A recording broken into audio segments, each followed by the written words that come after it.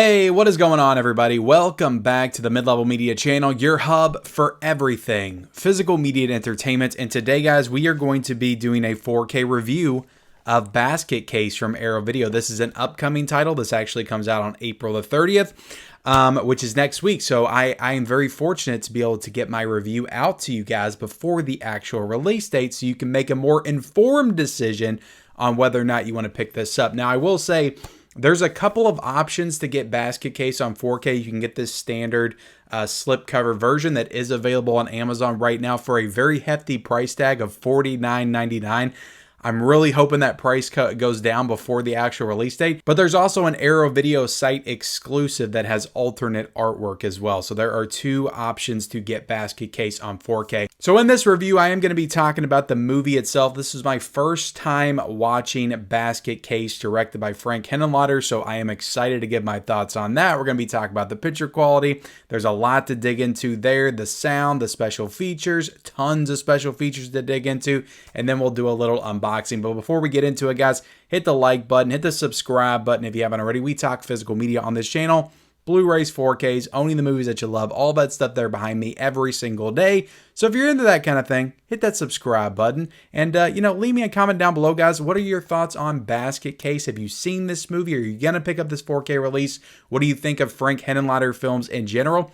Let me know in the comments section below. Okay, let's go ahead and jump into it, guys. This movie came out in 1982, like I said, directed by, I would say at this point, legendary, at least legendary amongst like cult horror fans, Frank Henenlotter, who also did a couple of other Arrow Video releases. He did Brain Damage. I think this one came out in like 1986, so a few years later. This was his first like major movie. I think he did some short films and stuff like that before this, but this was really his first in 1982.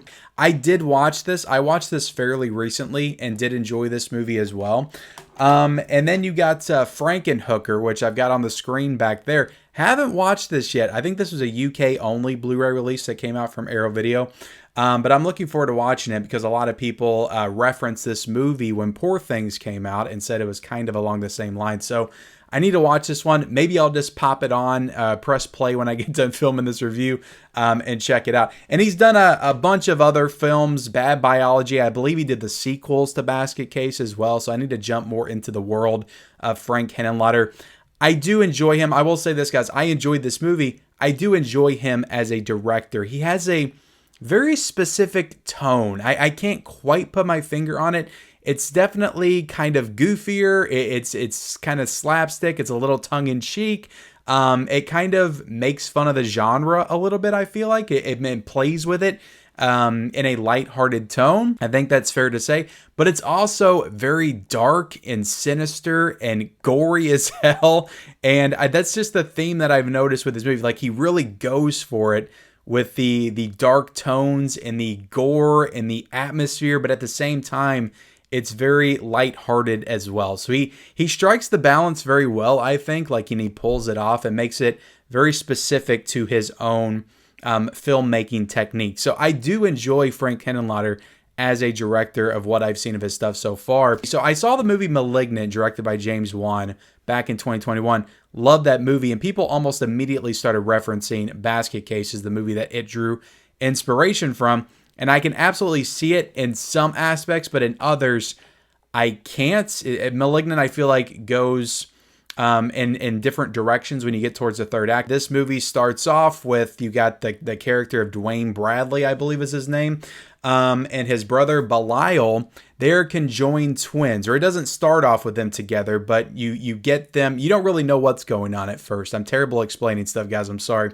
But we take it back to when Dwayne was a little kid. He had a conjoined twin, which was Belial, and he was kind of on his ribs, and he was deformed. So he had like a deformed conjoined twin, and his parents are like, let's just get rid of the one that's deformed. Let's cut him off so we can have a regular life for our normal son. He'll be normal if we can just get this deformed conjoined twin off of him. So they hire a bunch of doctors to cut this conjoined twin off, but it doesn't die. Instead, it comes back and it kills the parents, and then the aunt raises the kid and the conjoined twin monstrosity. And they grow up basically looking to seek revenge on the doctors that separated them when they were kids. So it's a creature feature, I would say. And Belial is an interesting character because he communicates, but you don't hear what he's saying. You have to kind of pick up what he's saying through the psychotelekinetic abilities of him and his brother. So his brother kind of hears him through his mind because they're connected telepathically, because of course they are. They're twins, right? And then Dwayne, of course, meets a girl, and Belial gets jealous, and there's that whole thing that happens in the movie. And it goes into some pretty wild directions. I enjoyed it. It's a very gory film. I think the effects work are very good, very solid, especially for the time and especially for the budget. Like, Frank Henenlotter talked very openly and candidly in the special features about how this was not supposed to be like a big movie, but for some reason when it came out, people really latched onto it in the horror community. And he said it played at the theater for like the theater in Los Angeles for like 2.5 years, and it just became this cult hit. And he was almost like embarrassed that it had gotten as big as it had, because it was such a goofy film, and he just kind of didn't expect it to grow in popularity like it did. So I thought that was a pretty funny story. But yeah, really good creature effects, really good gore effects. I enjoy the characters. I thought the lead guy in the movie was really good. And it's interesting. It's a good movie. Really great gore, though. I will say, like I said with Frank Henenlotter, he really goes for it. And there's some fantastic gore sequences in the film. Now, getting into the 4K here, I'm going to be honest, I never owned the Blu-ray. This does not come with the Blu-ray, so I can't really compare it to the past Blu-ray release. And something weird that I noticed when I was trying to look this up on Blu-ray.com is there was a Blu-ray, a basket case that came out from Arrow Video in 2022, I think at the beginning of 2022. And then before that, there was a Blu-ray that was a Diabolic DVD exclusive. So I don't know when exactly this came out from Arrow Video. I want to say 2017 because a lot of the special features on here cited that they were from 2017. But I guess they re-released it at some point in 2022 to be available everywhere. Maybe it was only exclusive to Diabolic when it came out. So if somebody knows that information, let me know in the comment section. But I did not own this movie on Blu-ray. It's now available on the Arrow site, and I believe it's available on Amazon as well, the newer version of it. So I cannot compare. I cannot compare to that Blu-ray. But as for the actual 4K itself, this is a native 4K from the 16mm original camera negative. Now, there are parts of this that they are saying was restored from the 35mm interpositive, so I guess it's not a full native 4K restoration. They had to use some interpositive stuff to get this restoration fully complete. This was also restored on behalf of the Museum of Modern Art, and the actual restoration was approved by Frank Henenlotter, and the HDR and Dolby Vision grading was done by Fidelity Emotion. So a lot of work went into doing this 4K restoration. So like I said, I can't compare it to the Blu-ray, but what I can tell you is it's a very nice 4K to me, and I think one of the major reasons for me it's a nice 4K is because I don't mind grain as much. If you're a grain hater, you're probably not going to love this 4K because it is very grain heavy. Now, in certain sequences, I feel like it's a little light on the grain, and it is very clear, and there's a lot of clarity, in particular like the scenes where they show Belial himself and some of the attack sequences with the gore and stuff. Those are really clear and they look really good, and there's a nice color palette enhancement with that HDR, and some of those colors just really stand out to me in those scenes in particular. So it's not all grain all the time. I feel like the grain kind of lightens a little bit and really boosts that clarity. So to me, it's a really good 4K. I enjoyed the 4K. I just can't tell you how it compares to that Blu-ray. Now, I doubt the Blu-ray, if it came out in 2017, 2018, had they a 4K scan. So I would say this probably looks significantly better than the Blu-ray. But because this movie is so low budget, because it is so gritty and grimy, it's really just up to you if you think this is a movie that you would want upgraded to 4K. I think that it probably looks better, but it just all depends on like how much value do you put on that, on these lower budget horror films being upgraded to 4K? Are you somebody that likes and appreciates that upgrade to 4K of some of these lower budget like horror creature features, slasher films? Then I think you might want to get basket case. But if you're good with your Blu-ray, if the Blu-ray works for you, then you may just want to keep that. Now, I will say, if you don't have this movie in your collection at all, I mean, the Blu-ray is like 28 to 30 bucks. And this 4K, I'm sure by the time this comes out, it's going to lower down in price a little bit, probably to $30 to $35. It probably is worth just going ahead and getting the 4K for it and getting this movie in what probably is the best possible picture quality. So I did think this was a very solid 4K. Like I said, some of those sequences, guys, those gore sequences, there's a lot of blood and it's splattering everywhere, all over the walls. And it looks great with that HDR. It really does. Those color enhancements, it looks really good. And there's a lot of good, facial definition. There's a lot of clarity. And Belial himself, the actual creature, really does look good in 4K. So I like this 4K. I think it's a good 4K. It's just one that's hard for me to fully recommend. I don't imagine it's going to be like this mind-blowing 4K from the Blu-ray to the 4K. But I do think it's probably a solid upgrade. And like I said, it really just depends on how you value these low-budget movies and their upgrades to 4K. Are you somebody that loves the Vinegar Syndrome 4K, some of those lower-budget films that are upgraded to 4K? Are you somebody that puts value in that? Then I think you may want to upgrade Basket Case to 4K. Now, getting into the audio, this does have a mono soundtrack that was restored from the original 35mm magnetic tracks by Audio Mechanics. So they're the ones that did the work on the audio here. So I believe this is a new audio restoration. Now, it might be the same audio restoration that was in the past Blu-ray release, but it's saying right here, I've got all this information kind of laid out for me, that this is a new audio upgrade. And they did a little work to the audio with this particular release. And look, guys, like I said, it's low budget, but it still sounded really good. And I got a good sense of where I was. There's a lot of great moments of tension and really atmospheric moments of the little creature kind of moving around and your kind of POV from his perspective. So the sound design, I feel like really works in those sequences in particular.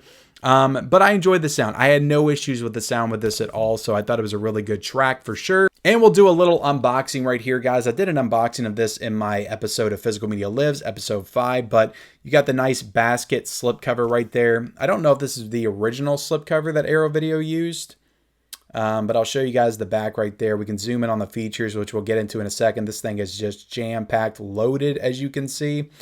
And then I'll kind of show you all the spine right there. Take it out of the case. You have this, I believe this is the Arrow Video commissioned artwork that came out back when the Blu-ray release. Flip it on the back.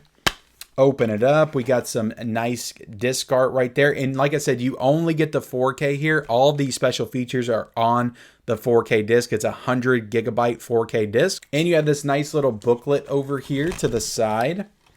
So that has him carrying the basket. It is a really, funny scene in the beginning where he's just carrying the basket down the street. There's the creature Belial on the back right there. I hope I'm pronouncing his name right. I'm sure there's going to be people who go, "Ken, it's pronounced this." You got a cool little comic strip in here as well, which is pretty cool. I like that. And then you just got some other information on the movie inside, and they got all the information about the transfer right there as well. Like I said, there's a lot that went into this restoration right here. Just some cool stuff. And I believe, you also have a poster in here. You don't have art cards. You do not have art cards, but that's okay. That's a newly commissioned art. That's the original poster art of Basket Case. And then we'll put this back in here, put the booklet back inside. We do have reversible artwork on here as well. Bam. Bam. But guys, as for the special features, this thing is loaded. You got a documentary that I believe was on, apparently there was a Second Sight trilogy release. There are 3 of these films. So I think Basket Case 1, 2, and 3 were on this Second Sight trilogy release. And I think that came out like in 2018, or maybe it was 2016. It was around the same time the Arrow Video, I imagine the first Arrow Video version came out. But that's a full documentary in all 3 of the movies. I watched about 20 to 30 minutes of that because, to be honest, I didn't want to know anything about the second and the third film, so I didn't watch that in its entirety. But besides that, guys, you got tons of interviews here with the cast and crew. You have an interview with the lead actor of the film, and you have tons of his short films, Frank Henenlotter's short films as well. You got video essays. You got an interview with film critic Joe Bob Briggs. Just tons of stuff. This thing is jam-packed. I would say with that documentary, I would say, and I don't know if that documentary was included in the past Blu-ray release. Somebody, again, let me know in the comment section below. It might have just been on the second sight release and they're just putting it on with the Arrow version for the first time. That could be a possibility. But so much in this release, it's not even funny. I would say with that documentary, it's at least 4 hours. It's at least 4 hours of special features, and there's nothing new. There are commentaries on this as well.